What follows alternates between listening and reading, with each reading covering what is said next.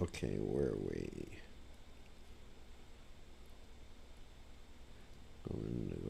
Govinda.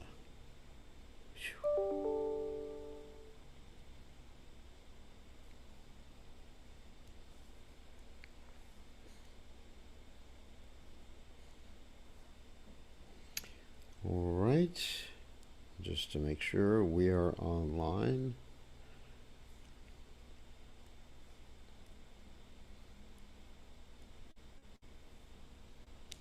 Hare Krishna. Okay, we are online. We're ready to go, I think. That. Let's broadcast.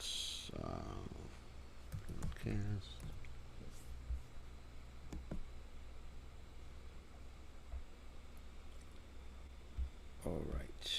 Let's just put me back into. I think we'll put me back into Govardhan. I think that's a good idea. Yeah, now I'm back in Govardhan. Okay.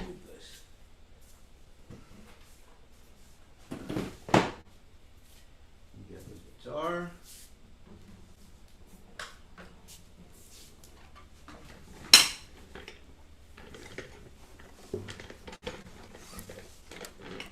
And we will chant.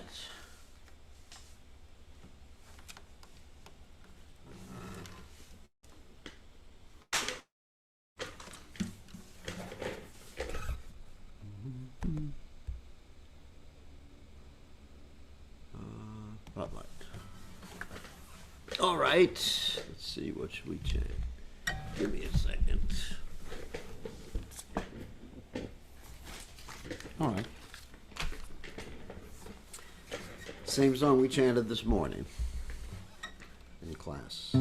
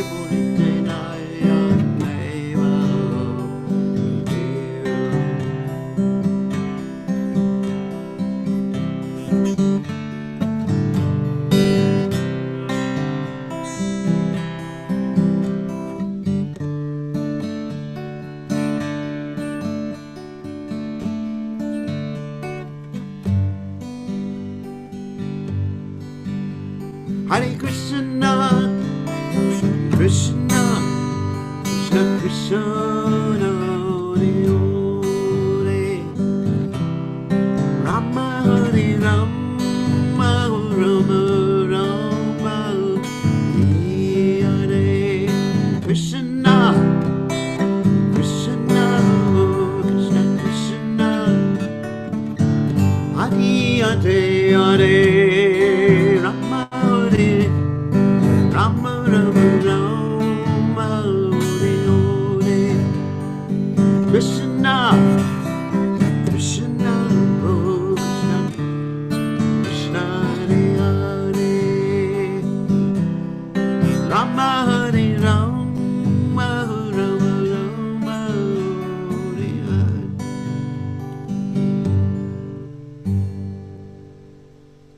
Okay. Jai Om Vishnupad. Paramahamsa Paramavidakacharya. Also Tera Sitashi Shimad. His Divine Grace Sabaya Charanada Bhaktivedanta Goswami. Srila Prabhupada Ki Jai. ISKCON Founder Acharya. Srila Prabhupada Ki Jai. Anantakoti Vaishnava Vrinda Ki Jai. Namacharya Srila Haridas Thakur Ki Jai.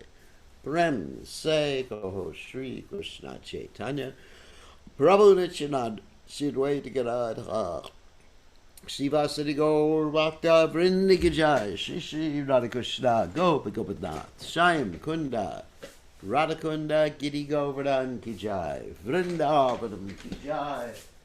Maturam Ki Jai. Gandasami Ki Jai. Yamunamai Srimati Lasi Devi Ki Jai. Samaveda Bhakta Vrinda Ki Jai. Gaur Premananda Hari Hari Bol. All glories to the assembled devotees. All glories the assembled devotees. All glories the assembled devotees. All glories to Shri Guru and Gauranga. Srila Prabhupada Ki Jai. Nama Om Vishnu Padaya Krishna Prastaya Bhutale Shrimati Bhaktivedanta Swaminiti. Namaste Saraswati Deve Gauravani Pacharne Nirvashesha Shunyavadi Paschatcha Deja Tarne.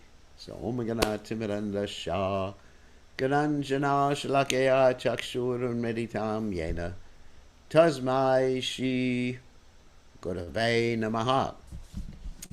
So, I offer my respectful obeisances unto the lotus feet of my spiritual master and grace, A.C. Bhaktivedanta Swami, Srila Prabhupada, who so kindly opened my eyes with the torchlight of knowledge while I was blinded in the darkness of ignorance. So tonight we're going to continue with the study of the Sri Caitanya Caritamrta, beginning with about the 90th text in the 11th chapter of the Madhya Lila Caitanya Caritamrta. We haven't had class the last 2 nights because we've had some initiations in Fiji and some initiations in Sydney and some initiations in the United States, and you're all welcome to watch those initiation videos if you didn't see them when they were live. And they are on my YouTube channel, Beer Krishna Goswami YouTube channel. And it was really nice, really nice. We're seeing that even though it's the COVID, then you can't keep the devotees down. And so hopefully one day in the near future we'll be able to travel to Australia and New Zealand and Fiji again. And we'll, anyway, take adequate precautions. I'm not telling you to take the vaccine. I'm not telling you not to take the vaccine. But somehow or other protect yourself as far as possible. We can't protect ourselves completely from death. That's impossible. Like Krishna says in the Gita, wherever there is birth, death is certain. Wherever there is death, birth is certain. You can't protect yourselves from birth either. And you can't protect yourselves from disease. That's the part of the material world. Janma, Mrityu, Jara, Vyadi, Daga, Doshana, Darshanam. That's part of the material miseries.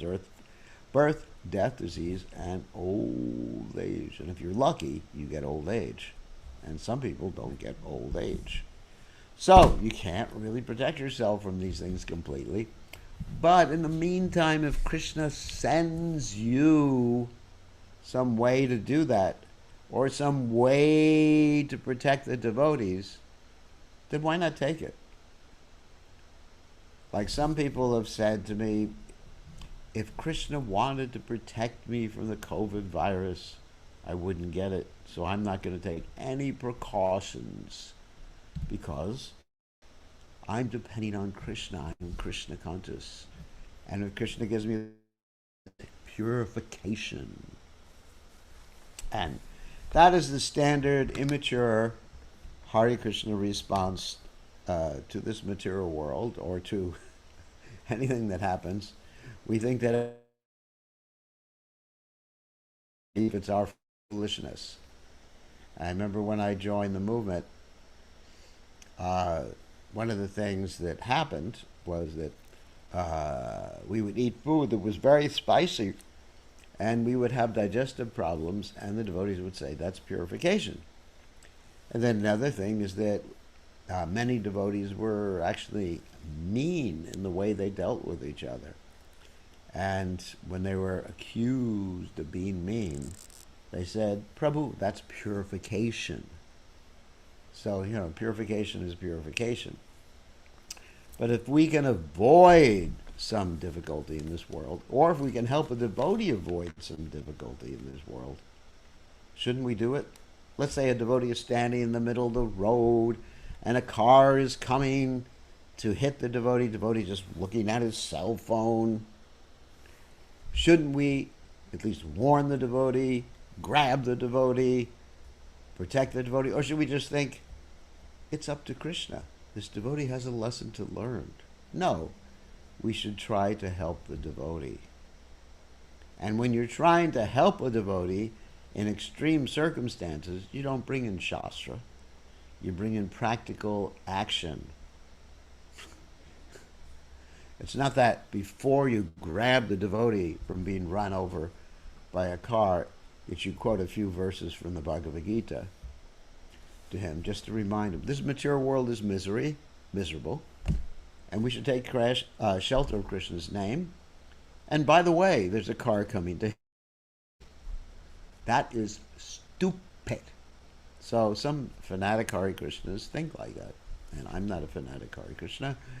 I will take some remedial measure. And if it doesn't work, it doesn't work. We try our best. I wear a seatbelt. What is it? Here's it. Yeah, here's one. Be careful, avoid infection, Prabhupada said. Pran Govinda is posting something. Prabhupada said, you went there without any knowledge and get infected. Now you are suffering. That's all. There's no question of chance. That is foolishness. Chance means ignorant. Ignorant people, they do not know. Oh, yeah, here's the whole quote. Prabhupada said, a devotee said, it was by chance that I got infection. Prabhupada said, not by chance. Why did you go where there is cholera case? That's your foolishness. Why did you go there? When there's infectious disease, a man is forbidden to go there. You went there without any knowledge and you got infected. Now you are suffering. That's all. There is no question of chance. This is foolishness. Chance means ignorance. Ignorant people, they do not know this. Then they perform sinful activities, and when there is karmic result, they say by chance. There's no question of chance. Krishna says, Karanam Guna Sangasha. Okay. Karanam Guna Sangasha means the cause is association with the modes of nature, which we've chosen to do. So Prabhupada is sort of like mixing material interaction in this particular commentary with the law of karma. So, we're responsible for whatever happens to us, either whether it's karmically or you make some foolish action in this material world. So, that's why I wear a mask. If anyone saw the program last night, I gave the whole class, did the whole initiation wearing a mask. A mask that covered my nose also. And that was intelligence. Not that I'm saying I'm intelligent, but that was intelligence. Some people think, oh, I don't need to wear a mask if I'm singing or preaching. Well, if you don't guess what? You may be infecting other people. So we have to be compassionate towards other people. I mean, compassion is the first sign of Vaishnava. Okay, so on that happy note, let us continue with the Sri Caitanya Charitamrita. Jaya Jaya Sri Chaitanya Jaya Nityananda Jaya Dvaita Chandra Jaya Gaur Bhakta Vrinda. Okay. Oh, I had a message. That's why I didn't share the screen immediately. Jaya Jaya Sri Chaitanya Jaya Nityananda Jaya Dvaita Chandra Gaur Bhakta Vrinda. Jaya Jaya Sri Chaitanya Nityananda Jaya Dvaita Chandra Jaya Gaur Bhakta Vrinda. Okay, we're on text 90 in the 11th chapter of the Madhya Lila of the Caitanya Charitamrita. And what's happening here is that Lord Chaitanya Mahaprabhu is with his devotees in Jagannath Puri, and King Prataparudra is watching Lord Chaitanya greet his devotees. And the devotees' names and the devotees' activities are being explained to King Prataparudra by the devotees, actually, by Sarvabhauma Bhattacharya and Gopinath. So let us go ahead. We're just ending this particular section. Shuklambaradeka e Shridhara Vijaya Vallabhasena e Purushottama Sanjaya. Gopinath Acharya continued to point out the devotees. Here is Shuklambara. Here is Shridhara. Here is Vijay. Here is Vallabhasen. Here is Purushottama. And here is Sanjaya. Kulina Gramavasi e Sacharajakana Ramananadi Sabe Deka Vijamana. And here are all the residents of Kulina Grama, such as Sacharaj, Khan, and Ramananda. Indeed, all of them are present here. Mukundadas Narahari Shri Raghunandana Kandavasi Chiranjiva Ara Sulochana. Here are Mukundadas Narahari Shri Raghunandana Chiranjiva and Sulochana, all residents of Kanda. Kateka Kahiba Edeka Yata Jana Chaitanya Ragana Saba Chaitanya Jivana. How many names shall I speak to you? All the devotees you see here are associates of Sri Chaitanya Mahaprabhu, who is their life and soul. Rajakahe Deki Mora Haila Chamatkara Vaishnavera Jete Hara. The king said, upon seeing all these devotees, I am very much astonished, for I have never seen such an effulgence. Koti Surya Sama Saba Ujvala Varna Kabunahi Shuniye Madhura Kirtana. Indeed, their effulgence is like the brilliance of a million suns. Nor have I ever heard the Lord's names chanted so melodiously. Such are the symptoms of pure devotees when they are chanting. All the pure devotees are as bright as sunshine. Luster is very effulgent. And actually, let me relate this to Srila Prabhupada.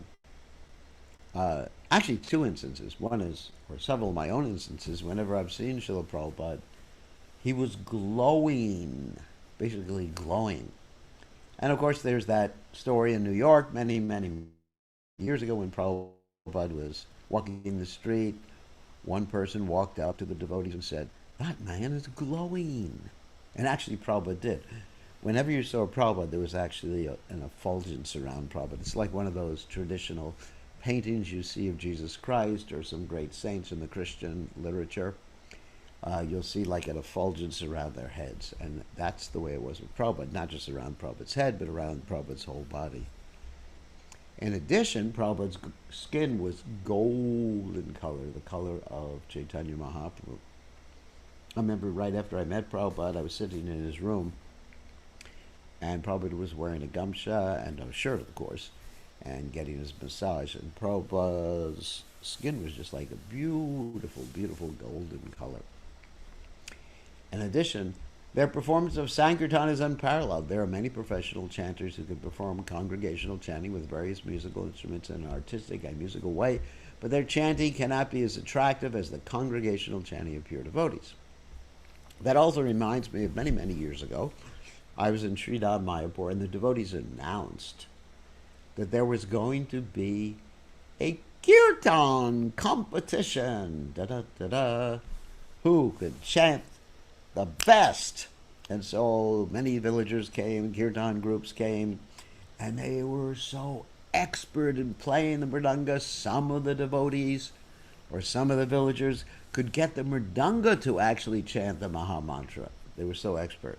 They could play the mridanga in such a way when Hare Krishna, Hare Krishna, Krishna Krishna, Hare Hare, Hare Rama, Hare Rama, Hare Hare. And devotees were thinking, oh, this is so nice, kirtan competition, who could chant the best? And as soon as Prabhupada heard about that, he said, this is nonsense. It's professional kirtan people. If one gets money for his kirtan, if one charges for his kirtan, that makes a professional kirtan person, and it's not potent at that point. It's like a Brahmin. A Brahmin has to preach, regardless of whether someone gives him. Of course, he can take donations. Yajan, yajan, patan, patan, dana pratigraha. But if there is some charge, this is my way of making a living, I make a living by chanting. Yes. And this is actually an offense on chanting the holy name of the Lord. If one makes a living, or if one has his motivation. Of course, like I said, people can give donations, and someone can maintain themselves with those donations very carefully, of course. But at the same time, if that becomes one's occupation in terms of financial requirement, then that is actually an offense on chanting. If a devotee sticks strictly to the principles governing Vaishnava behavior, his bodily luster will naturally be attractive, and his singing and chanting the holy names of the Lord will be effective, like Prabhupada's chanting and singing was and is. People will appreciate such kirtan without hesitation. Even dramas about the pastimes of Lord Caitanya and Sri Krishna should be played by devotees. And actually, when Lord Caitanya was having the plays done about Krishna's pastimes, he only had pure devotees in the play. And the plays have to be done very seriously. Prabhupada mentioned the time that he played Advaitacharya in some play, and they practiced for the whole year. And then, after they practiced for the whole year and Prabhupada went on the stage, he was so much into the role and did such a good job that people said later on, the audience was crying to see Prabhupada play the part of Advaitacharya. Such dramas will be immediately interest an audience and be full of potency if it's done by devotees.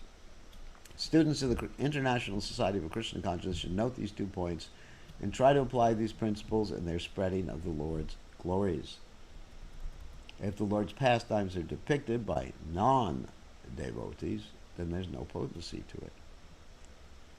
Ache prema, ache nritya, ache haridvani, kahan nahi deki ache, kahan nahi shuni.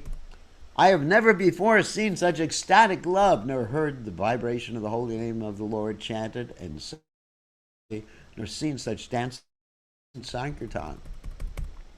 Because the temple of Lord Jagannath is situated at Jagannath Puri, many devotees from all parts of the world come to perform Sankirtan and glorification of the Lord.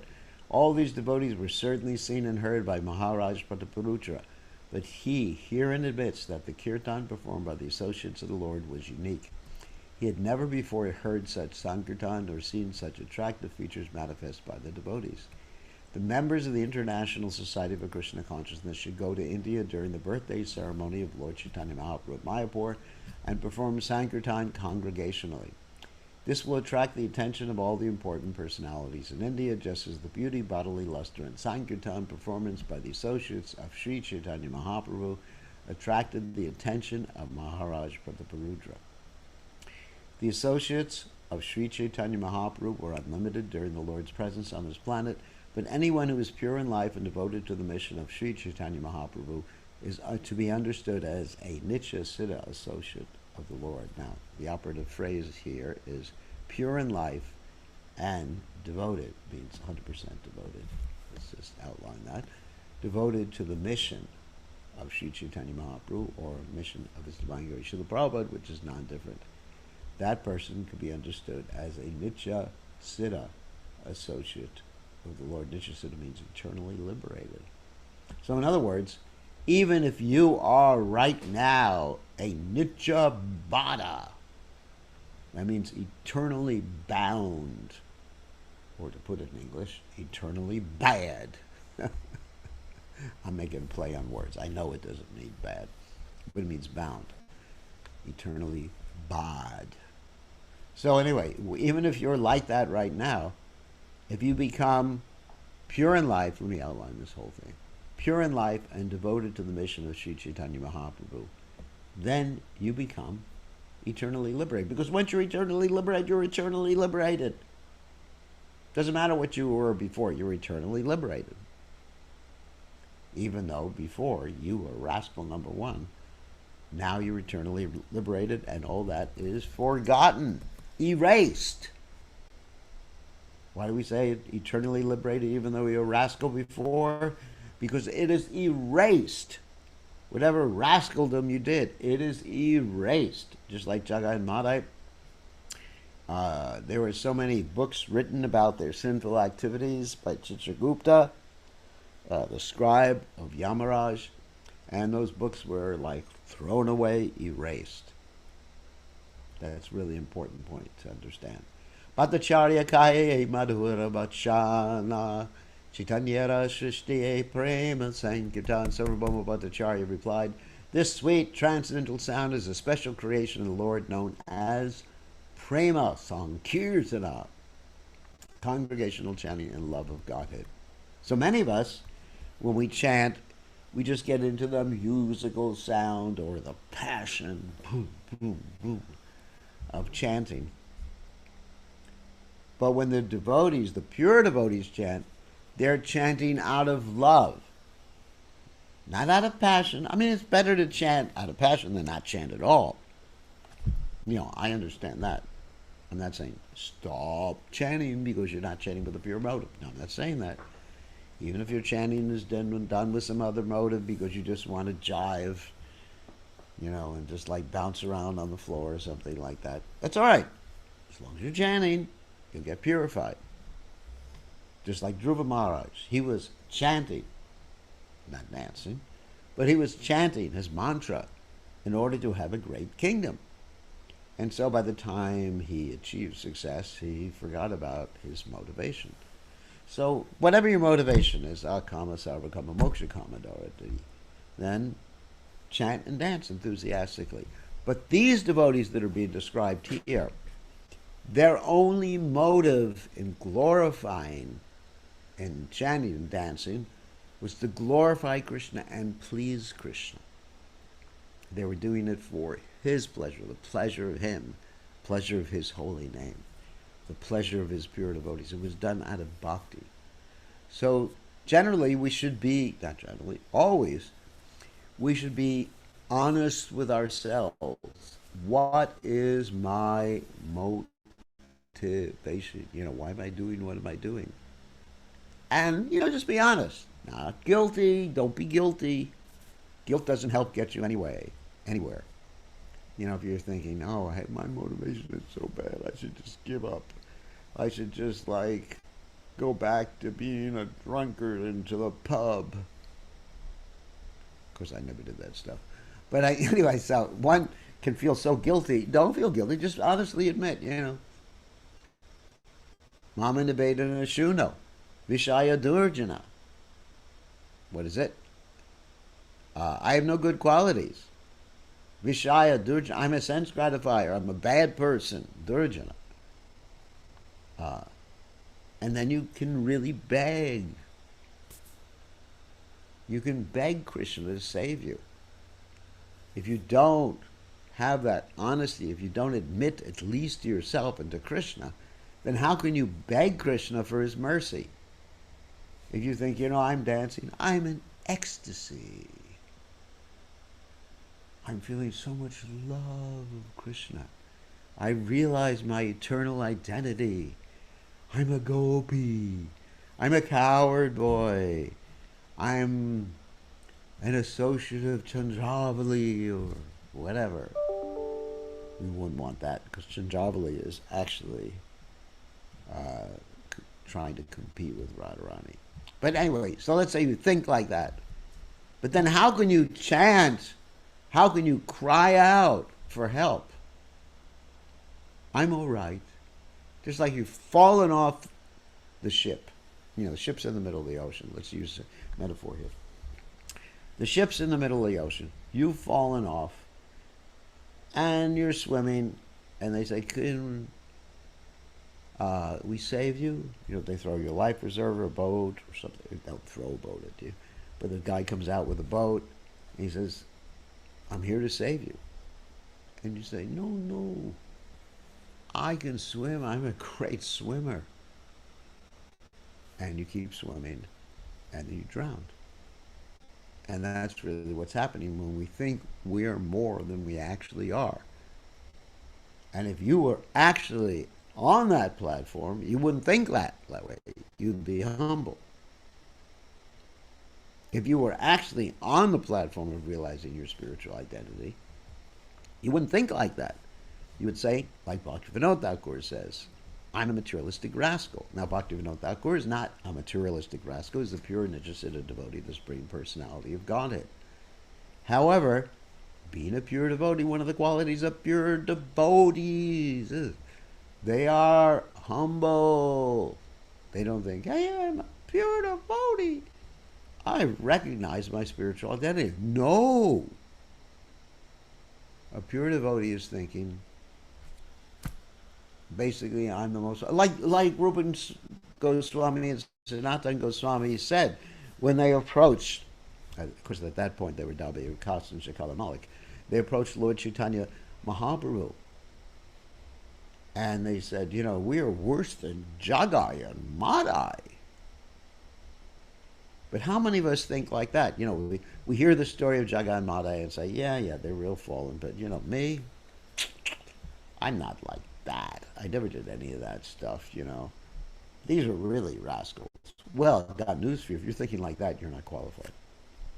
You got to think. If Rupa Goswami and Sanatana Goswami can think that they're worse than Jagai and Madai, and you're thinking you're better than Jagai and Madai, you got some real spiritual problems, disease there, Prabhu, or Prabhi, or Prabhini. So, okay, let's continue. Avatari Chaitanya Kaila Dharma Pracharana Kali Kali Dharma Krishna Nama Sankirtana. In this age of Kali, Sri Chaitanya Mahaprabhu has descended to preach the religion of Krishna consciousness. Therefore, the chanting of the holy names of Lord Krishna is the religious principle for this age. Sankirtana Yagde Tanri Kari Aradhana Seta Sumeda Dara Kalihata Jana. Anyone who worships Lord Chaitanya Mahaprabhu by congregational chanting should be considered to be very intelligent. One who does not do so must be considered a victim of this age and bereft of intelligence. Rascals propose that anyone can invent his own religious process, and this proposition is condemned herein. If one actually wants to become religious, he must take up the chanting of the Hare Krishna Mahamantra. The real meaning of religion is stated in Srimad Bhagavatam in the 6th canto, 3rd chapter, texts 19 to 22.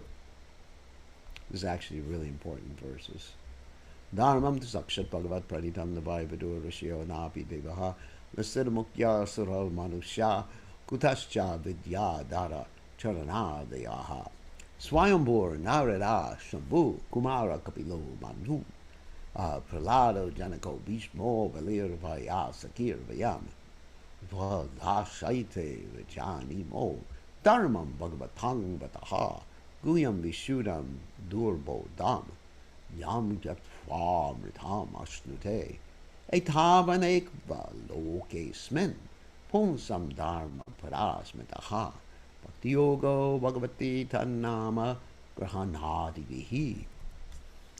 The purport of these verses is that Dharma or religion cannot be manufactured by a human being. This is something that Prabhupada would often quote, Dharmam Sakshat Bhagavat Pranitam. Dharma can only come from Bhagawan, Krishna. In other words, I'm up with the rule of Dharma just because things have changed so much in modern society. We're talking about Sanatana Dharma now. We're not talking about time, place, and manner restrictions like dress codes and things like that. Sanatana Dharma means eternal religious principles like the six Goswamis understood and presented to us that Nana Shastra Vichara and Aikim Nipano Dharma Samstapako. Religion is the law or code of the Lord. Consequently, religion cannot be manufactured even by great saintly persons, demigods, or Sura Mukyas.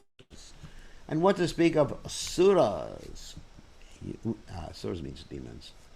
Human beings, Vidyadharas, Charanas, and so on.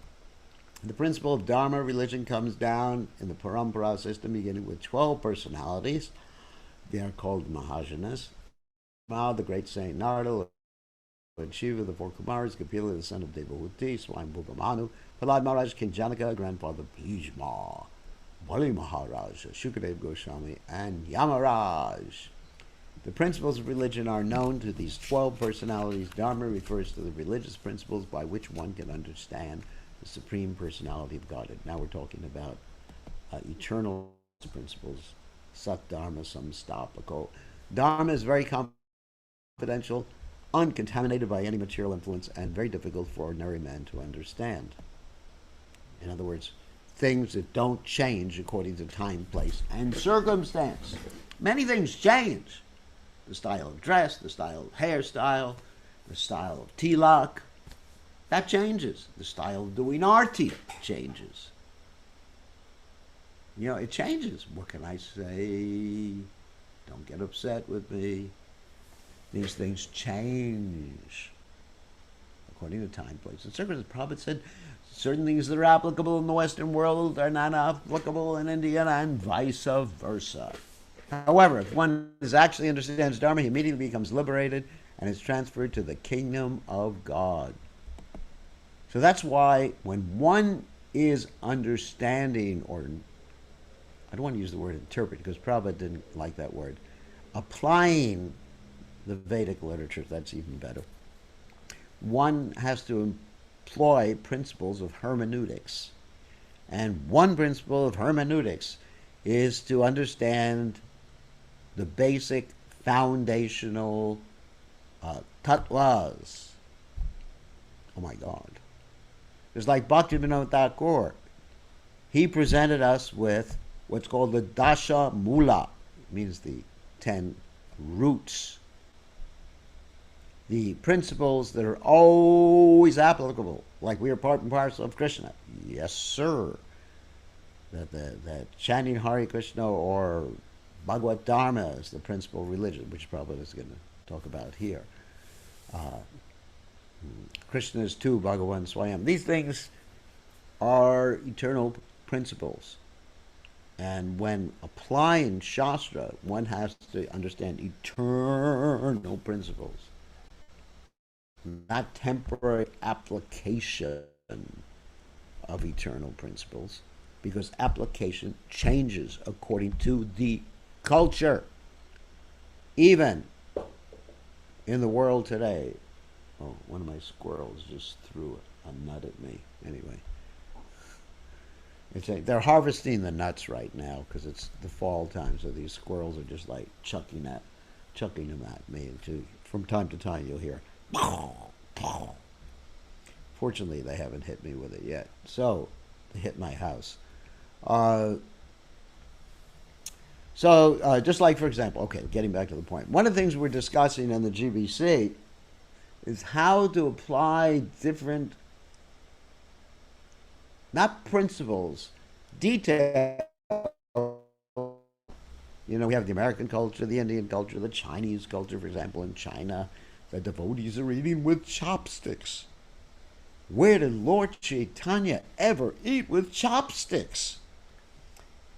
Oh, what a ridiculous thing. No, it's not ridiculous because it has nothing to do with Shastra.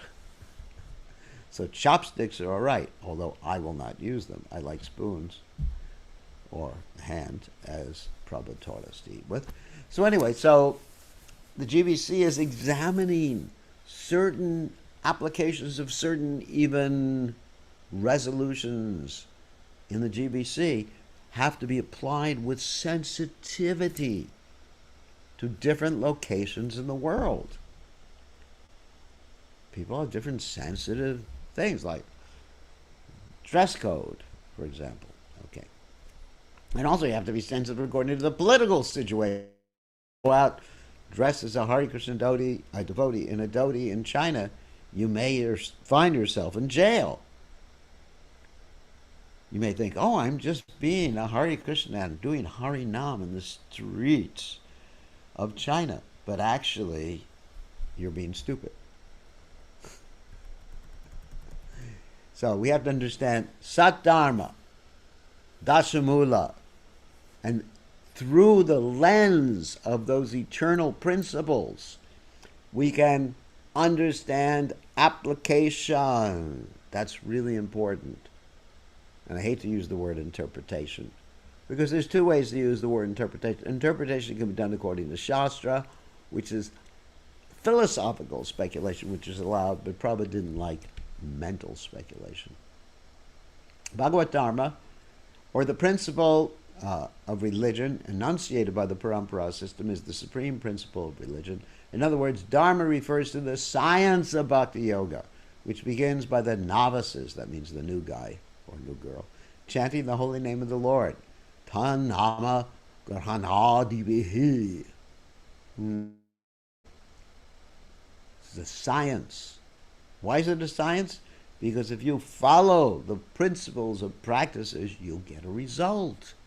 Science means like 2 parts of hydrogen, 1 part oxygen. Mix them together and, light a flame. You get a little explosion, of course. Then you get water. That's science. So you chant Hare Krishna, have the right internal mood, the right external activities, you are going to become Krishna conscious. Guaranteed, as long as the internal stuff is going on, not just external. External means nimagraha. Therefore, in this age of recommended in the Caitanya Charitamrta text 98, Kali Kale Dharma Sankirtan, the chanting of the holy name of the Lord, is the method of religion approved by all Vedic scriptures.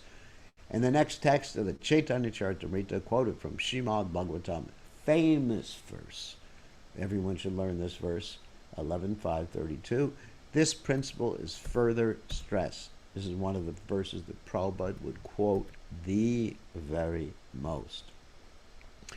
Krishna Varnam Krishna Krishnam Sangopangastraparshadam Yagyai Sankirtana Prayaya Ryajantihi Sumedasaha. Sumedasa means you have good brain.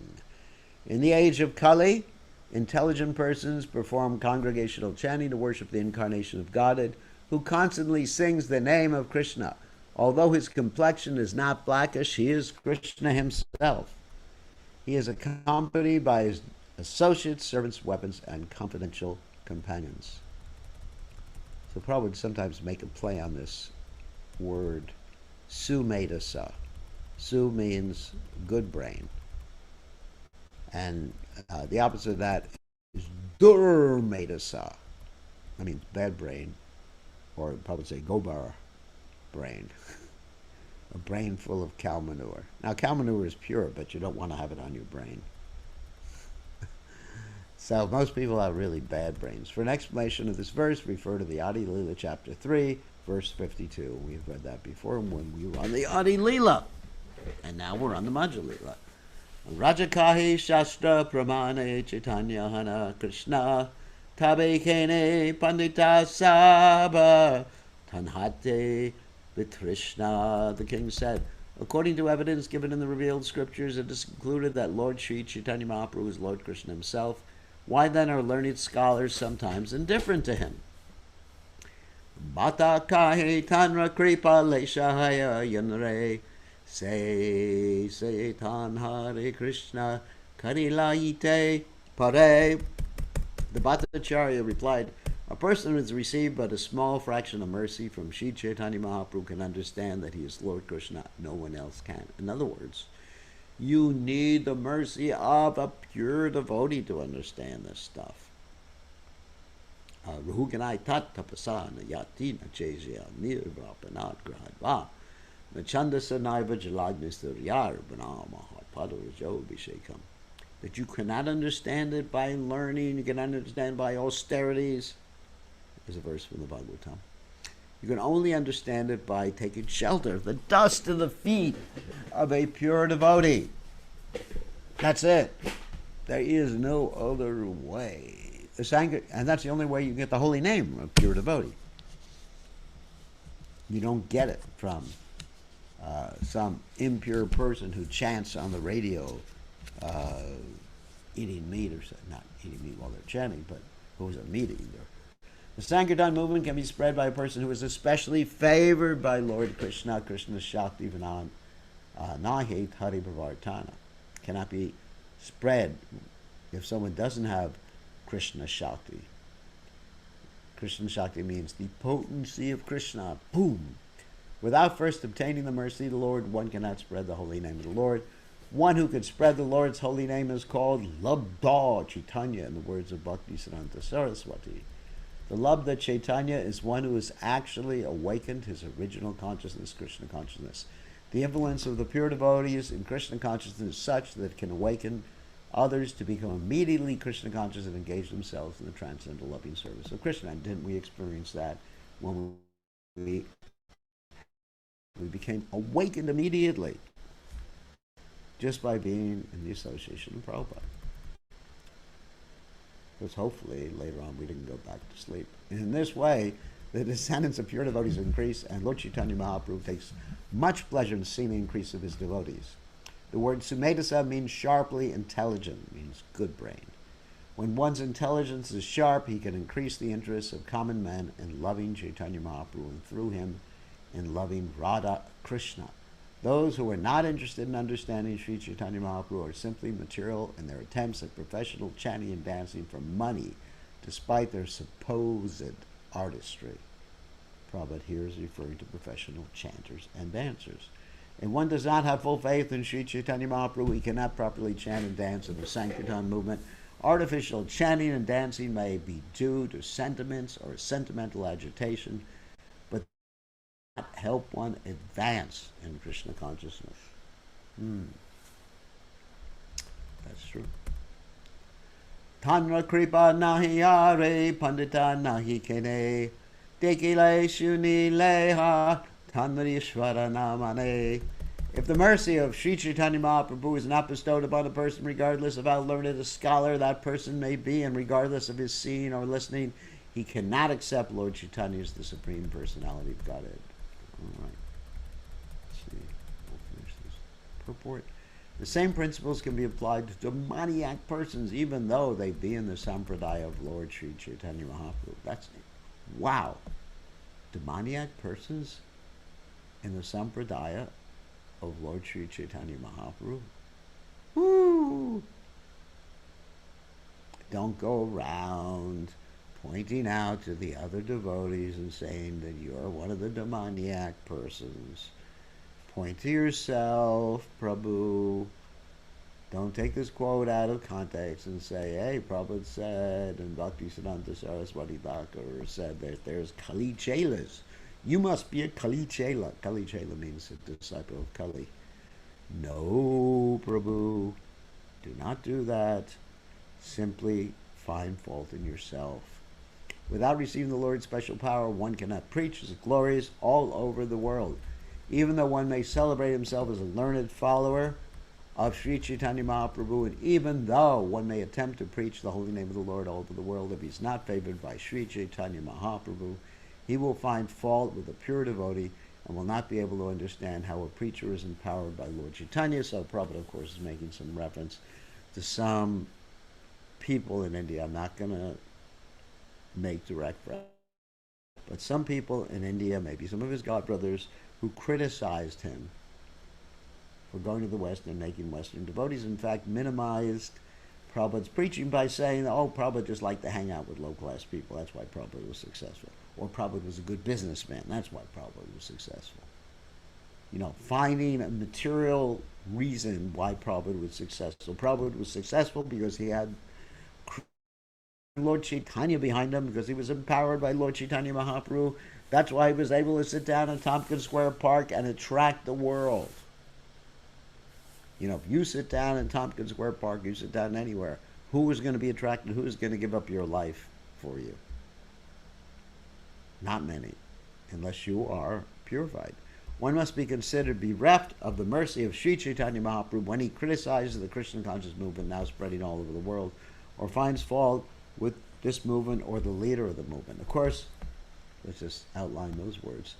The leader of the movement is His Divine Grace A.C. Bhaktivedanta Swami.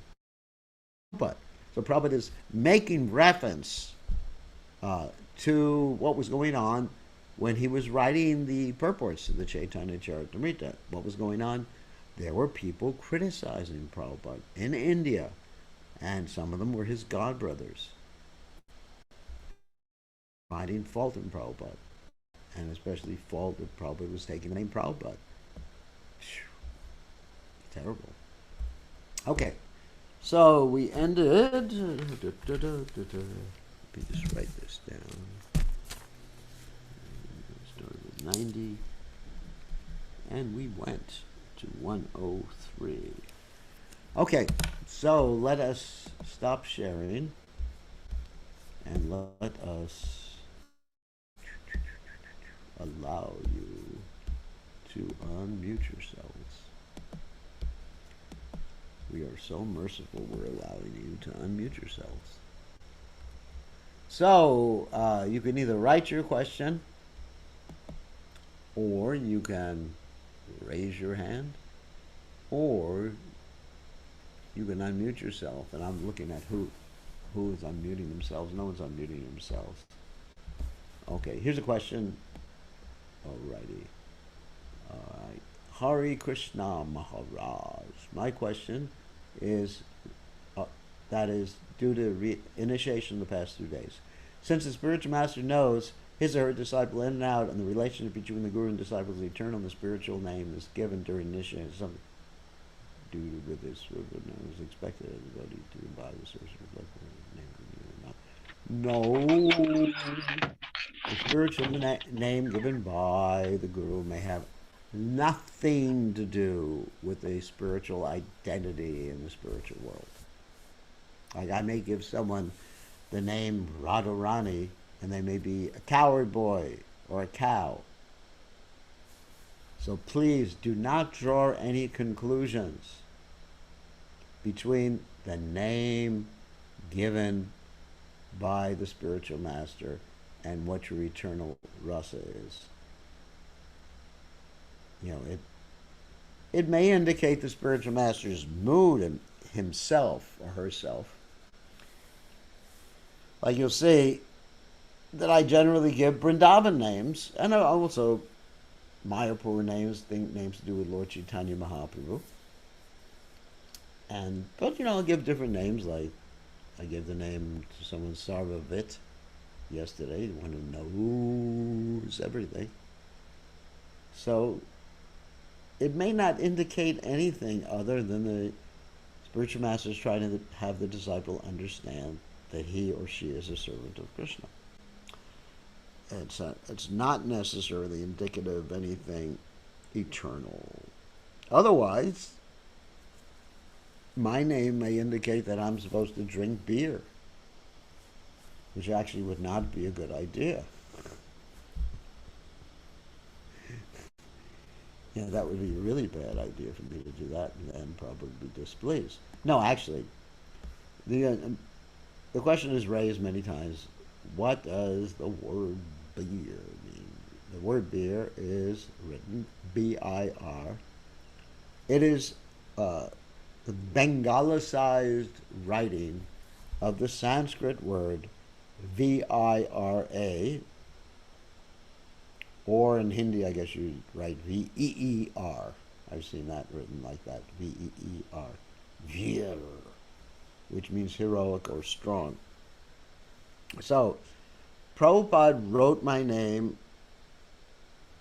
utilizing the Bengali spelling, or the anglicized Bengali spelling. And Prabhupada would pronounce things like that. In his writing, in his own writing, Prabhupada wrote my name down. I saw the writing of Srila Prabhupada's in it, and it said beer, B-I-R. And at the same time I was initiated, there were three other beers initiated. Beer Raghava, Beer Lakshman, and Beer Mala. That's a lady's name, Beer Mala. Beer Mala was a lady's name, Beer Lakshman, and Beer Raghava were men's names. And there were four beers.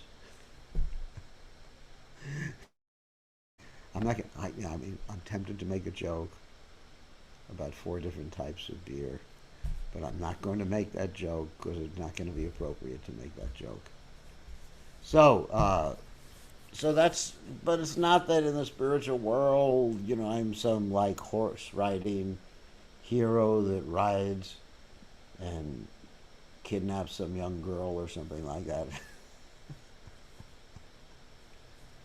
Or I take part in the battle of Kurukshetra or whatever.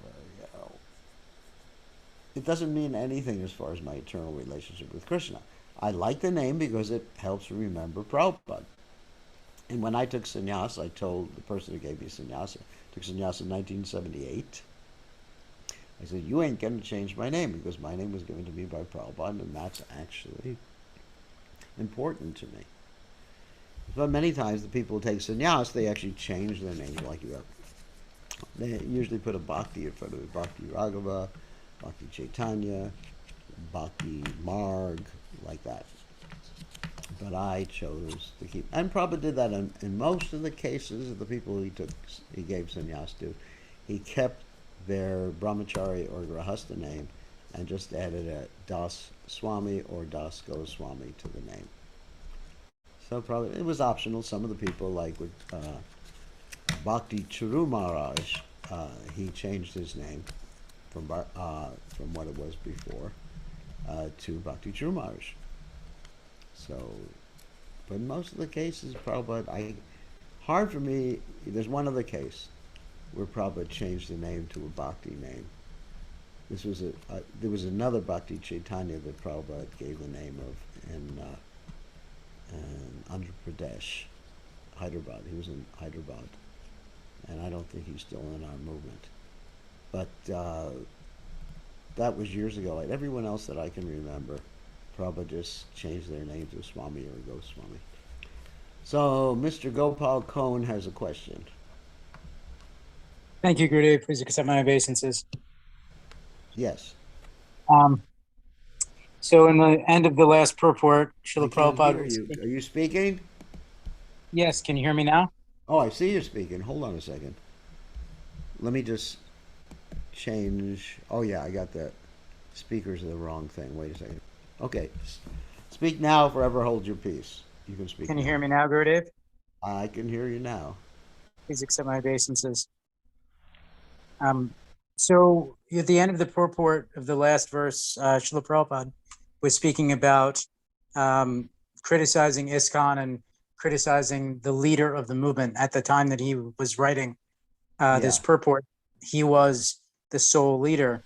But today we find, we have the governing body commission and temple presidents and so many other leaders in ISKCON, and it's become quite a fashion to criticize the institution as well as a variety of the leaders. In fact, sometimes we see publicly a leader of one division or one area criticizing another leader, and this has been going on for quite some time. So how do we understand this Lila of It's not a criticism? Leela. If we criticize devotees, it's not a Leela. It's actually very bad. We can uh, have some difference of opinion and be outspoken about it. Like there's this whole thing in the movement about whether ladies can become gurus, and of course everybody knows my opinion, and that's why they don't allow me in Fiji anymore. So, not really. They don't allow me in Australia. Australia has been taken over by the Taliban. So, anyway, so it's funny. So, getting back to the point. get too much into humor here. So everybody knows my opinion, and some people have a different opinion. That's fine. Like one of my god brothers, who should remain nameless, Vashugosh Prabhu, he has a different opinion, and I love him, and I'm not going to criticize him for having a different opinion. Actually, I was the one who trained him up in Krishna consciousness. Of course, I should have spent more time training him, but that's another subject matter. So, I was his new bhakta leader. Years ago in Chicago, Illinois, when I was a humble, nice devotee. Then, it's hard to believe that was a fact. Anyway, so I trained him up, and I love him, and he has a different opinion. And he has his quotes. You have your quotes. I have my quotes. And I'm right and you're wrong. Oh, sorry.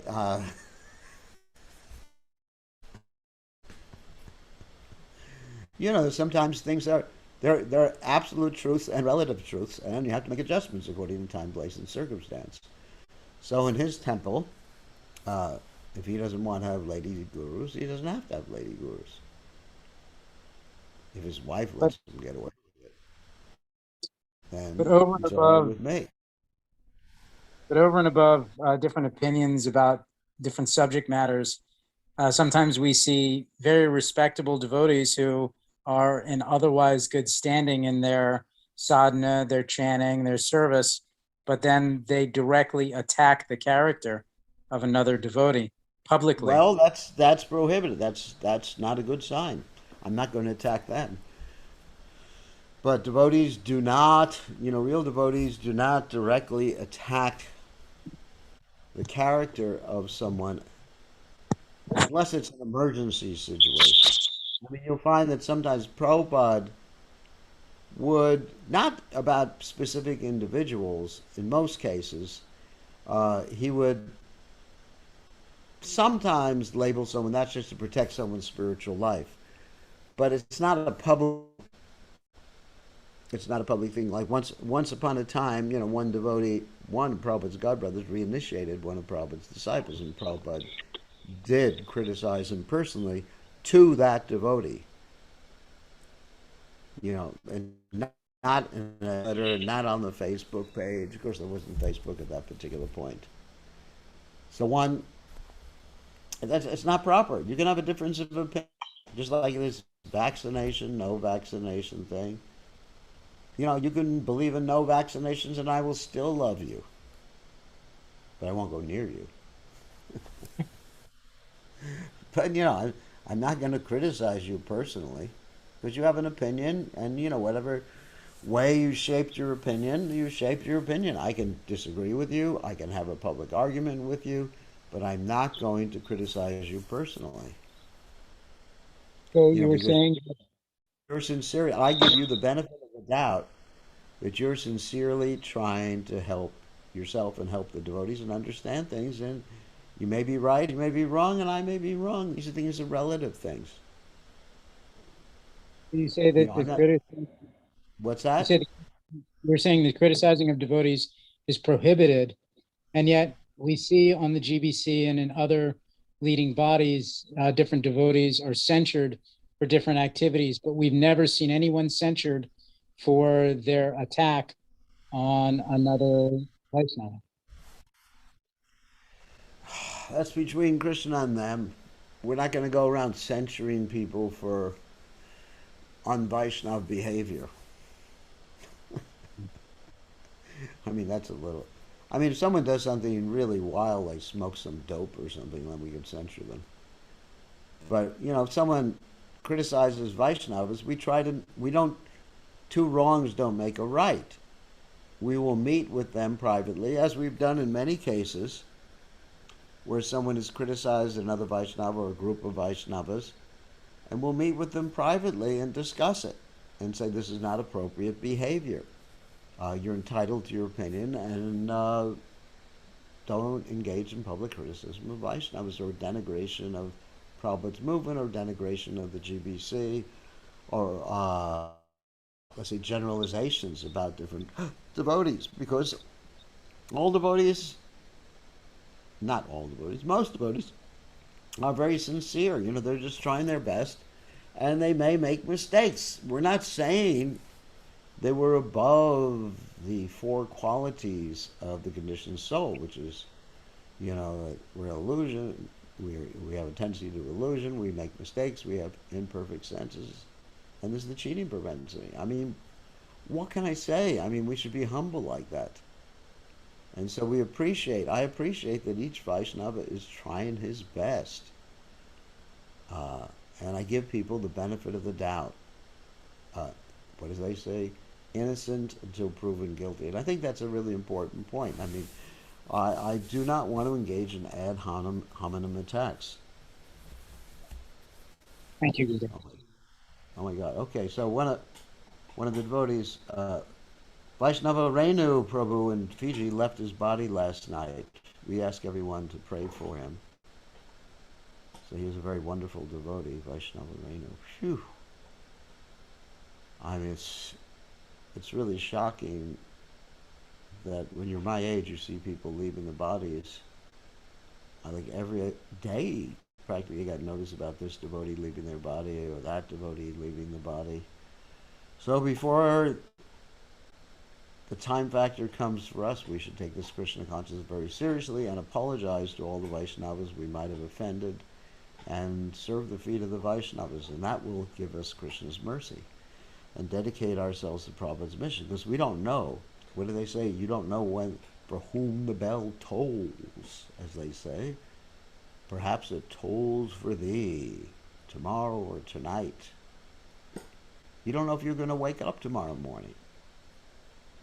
It's a fact. None of us know that, if we're going to wake up. And there's so many disasters that could occur that would basically end the world if Krishna wanted it.